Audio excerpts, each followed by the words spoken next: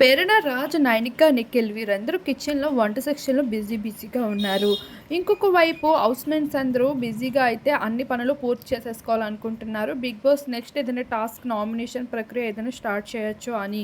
ఇక హౌస్‌మేట్స్ అందరూ ఇలా బిజీగా ఉండగా రాజ్ అయితే సోనియాతో మంచిగా పులిహోర మిక్స్ చేసే పనిలో పడిపోయారు. తనైతే ఒకవైపు క్లారిటీగా కనిపిస్తూ ఉంది. తను ఒక లవ్ ట్రాక్‌ని కంటిన్యూ చేయాలనుకుంటున్నారు. రాజ్‌ని చూస్తుంటే గతంలో అఖిల్ సర్తక్ పర్సనాలిటీయే చాలా మందికి గుర్తొస్తుంది అని కూడా అంటున్నారు. ఇక సోనియా అగ్రెసివ్ పర్సనాలిటీ ఆఖరికి తనని నామినేషన్‌లో పడేసేలా ఉందని చెప్పుకోవచ్చు. ఇక శేఖర్ భాష అయితే ఫన్నీ యాంగిల్‌ని చూపిస్తూ ప్రస్తుతం అయితే తను మాట్లాడడం తప్ప హౌస్‌లో పెద్దగా ఏ పని చేయటం లేదు.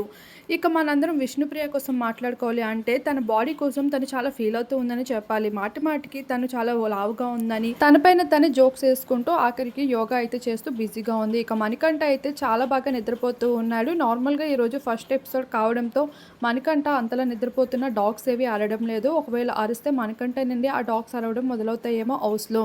అయితే ఇప్పటికి కూడా డాగ్స్ అరవకపోవడం అనేది విశేషమని చెప్పుకోవచ్చు ఈరోజు లైవ్‌లో మణికంఠ విషయంలో.